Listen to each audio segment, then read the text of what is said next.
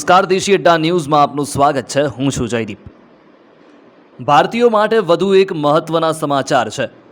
Telecom સેક્ટરમાં હવે વિદેશી રોકાણને 100% મંજૂરી આપી દેવામાં આવી છે. એક સમયે એફડીઆઈનો મુદ્દો રાજનીતિની ગલીઓમાં ભાજપના મોઢે સૌથી વધુ ગુંજતો શબ્દ હતો.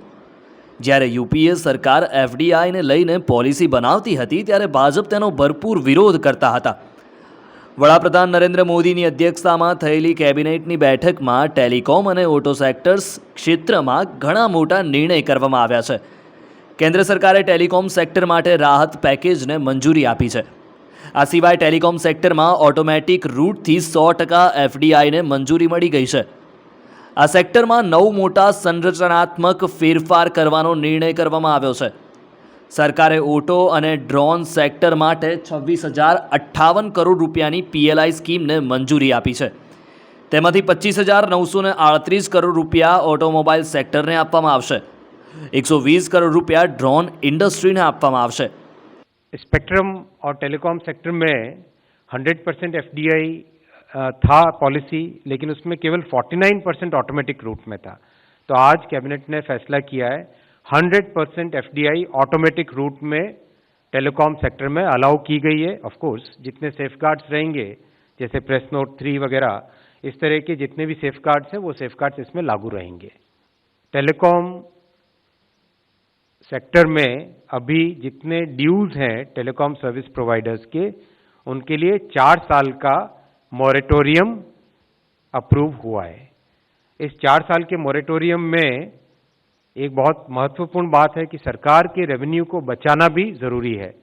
तो मॉरेटोरियम जो भी अवेल करेंगे उनको एक इंटरेस्ट देना पड़ेगा मॉरेटोरियम वाले अमाउंट पे, विच इज़ MCLR प्लस 2%. इस इंटरेस्ट के साथ मॉरेटोरियम अप्रूव हुआ है. કેબિનેટના આ નિર્ણયથી ઓટો સેક્ટરમાં સરકારી અનુમાન મુજબ 7.6 લાખ લોકોને નોકરીઓ મળશે. તેનાથી દેશમાં ઇલેક્ટ્રિક વાહનોના ઉત્પાદનને પ્રોત્સાહન મળશે. તેમણે કહ્યું કે તેનાથી ઓટો સેક્ટરમાં આગામી 5 વર્ષમાં 47,500 કરોડ રૂપિયાનું નવું રોકાણ આવશે. કેન્દ્ર સરકારે ટેલિકોમ સેક્ટર માટે પણ રાહત પેકેજની મંજૂરી આપી છે. અશ્વિની વૈષ્ણવે જણાવ્યું કે ટેલિકોમ સેક્ટરમાં 9 મોટા સ્ટ્રક્ચરલ ફેરફાર થયા છે. એજીઆરની પરિભાષામાં ફેરફાર કરવામાં આવ્યો છે. એજીઆરમાં પહેલાં ઘણા વધુ એવા વ્યાજને ઓછા કરીને 2% વાર્ષિક કરવામાં આવ્યા છે. આ સિવાય તેની પર લાગતી પેનલ્ટીને ખત્મ કરવામાં આવી છે. તેનાથી ટેલિકોમ કંપનીઓને મોટી રાહત મળશે. કેન્દ્રીય મંત્રી અશ્વિની વૈષ્ણવે વધુમાં જણાવતા કહ્યું હતું કે ટેલિકોમ સેક્ટરમાં 9 મોટા સંરચનાત્મક સુધારા કરવામાં આવી રહ્યા છે. એજીઆરની પરિભાષાને બદલતા તેને બિન ટેલિકોમ રેવન્યુમાંથી બહાર કરવામાં આવશે. આ સિવાય ટેલિકોમ સેક્ટરમાં ઓટોમેટિક રૂટથી 100% એફડીઆઈને મંજૂરી આપવામાં આવી છે. તમામ ફોર્મ વેર હાઉસીસમાં છે તે ડિજિટલાઇઝડ હશે. સીમ લેતી વખતે જેટલા કાગળ આપવા પડતા હતા તે વેરહાઉસમાં હતા, તેને ડિજિટલાઇઝ કરવામાં આવ્યા છે. કેવાયસી હવે સંપૂર્ણ ઓનલાઈન થશે. સીમ લેવું કે પોસ્ટપેડથી પ્રીપેડ કરવા જેવા તમામ કામો માટે હવે કોઈ ફોર્મ ભરવું પડશે નહીં. તેના માટે ડિજિટલ કેવાયસી માન્ય હશે. વૈષ્ણવે જણાવ્યું કે ટેલિકોમ સેક્ટરને તમામ બાકીની રકમ ચૂકવવા માટે 4 વર્ષનું મોરેટોરિયમ આપવામાં આવશે. એટલે કે પોતાની બાકી ચૂકવવાની રકમ માટે 4 વર્ષ લઈ શકે છે, જો કે તેમણે આ દરમિયાન વ્યાજ આપવું પડશે. આ વ્યવસ્થા અગાઉની ડેટમાં નહીં પરંતુ હવેથી લાગુ થશે. स्पेक्ट्रम का आप सब जानते हैं कितना महत्व है, कितनी बड़ी ये नेचुरल रिसोर्स है.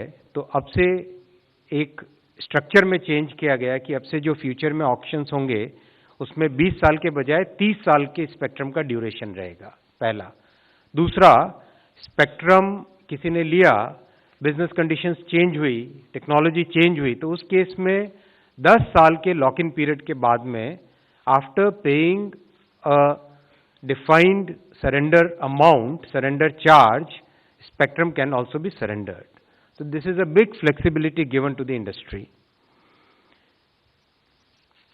साथ ही साथ इतनी प्रेशियस रिसोर्स जो कि स्पेक्ट्रम जैसी रिसोर्स है, उसकी शेयरिंग पे कोई बंधन न हो. उस पे जो छोटी मोटी कॉम्प्लेक्सिटीज थी, 0.5% SUC अधिक लग जाता था, फिर डिस्प्यूट रहता था कि किस पे लगेगा, पूरे की पूरी स्पेक्ट्रम पे लगेगा या उसी बैंड पे लगेगा, उन सबको एकदम सिंप्लीफाई कर दिया गया है और स्पेक्ट्रम शेयरिंग पूरी तरह से अलाउ कर दी गई है, पूरी तरह से फ्री कर दी गई है। પીએલઆઈ સ્કીમનો ફાયદો માત્ર એ જ કંપનીઓને મળશે જે રેવન્યુ અને રોકાણકારોની શરતોનું પાલન કરશે. ફોર વ્હીલર કંપનીઓએ આગામી 5 વર્ષમાં ઓછામાં ઓછા 2000 કરોડ રૂપિયાનું રોકાણ કરવું પડશે, જ્યારે 2 અને 3 વ્હીલર માટે 2000 કરોડ રૂપિયાનું રોકાણ કરવું પડશે. આ યોજના અનુસાર સરકારી કંપનીઓને વધારાનું ઉત્પાદન કરવા પ્રોત્સાહન અપાશે. સરકારનો હેતુ તેમને વધુ નિકાસ કરવા પ્રોત્સાહન આપવાનો છે. પીએલઆઈ સ્કીમનો હેતુ દેશમાં કોમ્પિટિશન માહોલને જાળવી રાખવા રોકાણકારોને પ્રોત્સાહિત કરવાનો છે. આવી જ વધુ માહિતી અને સમાચારો માટે જોતા રહો અને સબસ્ક્રાઇબ કરો દેશી અડ્ડા ન્યૂઝ, જ્યાં તમને ચડશે સમાચારનો નશો.